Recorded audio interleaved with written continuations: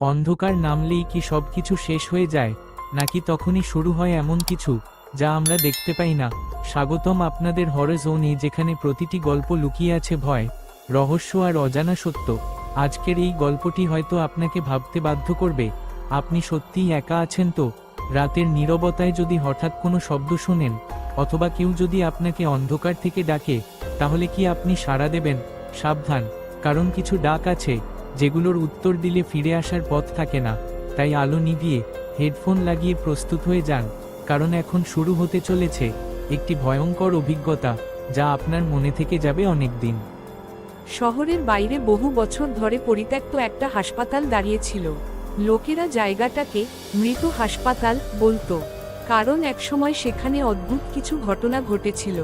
রোগীরা হঠাৎ নিখোঁজ হয়ে যেত, রাতে খালি করিডোরে কারো কান্নার শব্দ শোনা যেত, আর সবচেয়ে ভয়ঙ্কর ছিল 13 নম্বর কেবিন।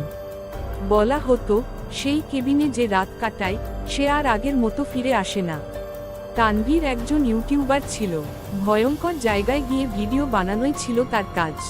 একদিন সে ঠিক করল ওই হাসপাতাল নিয়ে ভিডিও বানাবে। বন্ধুরা অনেক নিষেধ করেছিল, কিন্তু তানভীর এসব কথায় বিশ্বাস করত না। রাত 11টার দিকে সে ক্যামেরা আর টর্চ নিয়ে হাসপাতালে ঢুকল। ভেতরে ঢুকেই তার শরীর কেঁপে উঠল। পুরো জায়গা ঠান্ডা, দেয়ালে পুরনো রক্তের দাগ, ভাঙা হুইলচেয়ার, ছেঁড়া পর্দা। ক্যামেরা অন করে সে বলতে লাগল, বন্ধুরা, আজ আমি ঢুকেছি শহরের সবচেয়ে ভয়ঙ্কর হাসপাতালে। হঠাৎ তার পেছনে কিছু পড়ে যাওয়ার শব্দ হলো। ধাপ, সে দ্রুত পিছনে তাকালো, কিছু নেই, কিন্তু করিডোরের একদম শেষ মাথায় একটা দরজা আধখোলা। দরজার ওপরে লেখা ক্যাবিন 13। তানভীর হেসে বলল, চলুন দেখি ভেতরে কি আছে। সে ধীরে ধীরে দরজার দিকে এগোলো। যত কাছে যাচ্ছিল তত ঠান্ডা বাড়ছিল। দরজার সামনে পৌঁছে সে টর্চের আলো ভেতরে ফেলল। একটা পুরনো বেড, ভাঙা জানালা, আর দেয়ালে নখের আঁচড়। হঠাৎ তার ক্যামেরা নিজে থেকেই বন্ধ হয়ে গেল। তানভীর বিরক্ত হয়ে আবার অন করল। ঠিক তখনই সে শুনল কেউ ফিসফিস করছে, বের হও। সে চারপাশে তাকালো, কেউ নেই। আবার সেই শব্দ, এখনই বের হও। তানভীর ভয় পেলেও নিজেকে সামলাল। সে কেবিনের ভেতরে ঢুকে পড়ল। ভেতরে ঢুকতেই দরজাটা ধীরে ধীরে বন্ধ হয়ে গেল। ঠাস, তানভীর দৌড়ে দরজা খুলতে গেল। খুলছে না। হঠাৎ বেডের নিচ থেকে শব্দ, খররর, যেন কেউ হামাগুড়ি দিচ্ছে। তানভীরের হাত কাঁপতে লাগলো। সে ধীরে ধীরে নিচে টর্চ ধরল। কিছু নেই। ঠিক তখনই তার কানে গরম নিঃশ্বাস। সে পিছনে তাকালো। একটা নার্স দাঁড়িয়ে, পুরনো সাদা পোশাক, মুখে শুকনো রক্ত, চোখ দুটো পুরো কালো। নার্সটা ধীরে বলল, রোগী পালাতে পারবে না। তানভীর চিৎকার করে পিছিয়ে গেল। হঠাৎ পুরো কেবিনের লাইট জ্বলে উঠল, কিন্তু এইবার কেবিনটা আগের মতো নেই। চারপাশ পরিষ্কার, বেডে অনেক রোগী শুয়ে, সবাই তানভীরের দিকে তাকিয়ে আছে। তাদের মুখ ফ্যাকাশে। হঠাৎ এক রোগী উঠে বসে বলল, নতুন রোগী এসেছে। তারপর সবাই একসাথে হাসতে শুরু করল। তানভীর দৌড়ে দরজায় ধাক্কা দিতে লাগল। দরজা খুলছে না। নার্সটা ধীরে ধীরে তার দিকে এগিয়ে আসছে, হাতে মরিচা ধরা সিরিঞ্জ। সে বলল, চিকিৎসা শুরু হবে। তানভীর কাঁদতে লাগল। হঠাৎ ক্যামেরাটা নিজে থেকেই অন হয়ে গেল। স্ক্রিনে দেখা যাচ্ছে তানভীর একা দাঁড়িয়ে আছে, কিন্তু তার চারপাশে অস্পষ্ট ছায়া ঘুরছে। তারপর স্ক্রিনে হঠাৎ ঝাপসা একটা মুখ ভেসে উঠল। চোখ নেই, শুধু কালো গর্ত।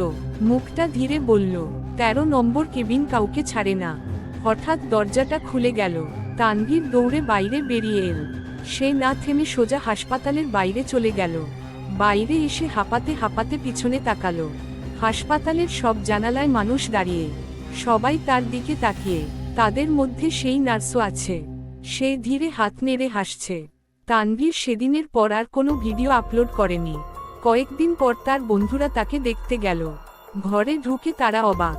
তানভীর বিছানায় বসে আছে, চোখের নিচে কালো দাগ, মুখ ফ্যাকাশে। সে ধীরে বলল, ওরা এখনো আমাকে দেখে। বন্ধুরা ভয় পেয়ে গেল। হঠাৎ তানভীর ফিসফিস করে বলল, গতরাতে নার্সটা আবার এসেছিল। সে বলেছে আমার চিকিৎসা এখনো শেষ হয়নি। পরদিন সকালে তানভীর নিখোঁজ। ঘরে শুধু তার ক্যামেরাটা পাওয়া গেল। ক্যামেরার শেষ ভিডিওতে দেখা যায় রাত 3টায় তানভীরের ঘরের দরজা নিজে থেকেই খুলছে। তারপর সেই নাচ ধীরে ধীরে ভেতরে ঢুকছে। ভিডিও শেষ হওয়ার আগে শোনা যায়, চলো 13 নম্বর কেবিনে ফিরে যাই। তারপর স্ক্রিন ব্ল্যাক। আজও লোকেরা বলে, রাত হলে ওই পুরনো হাসপাতালের 13 নম্বর কেবিন থেকে কান্নার শব্দ আসে। আর মাঝে মাঝে জানালার পাশে এক নার্সকে দাঁড়িয়ে থাকতে দেখা যায়। সে নাকি এখনো নতুন রোগীর অপেক্ষায় আছে।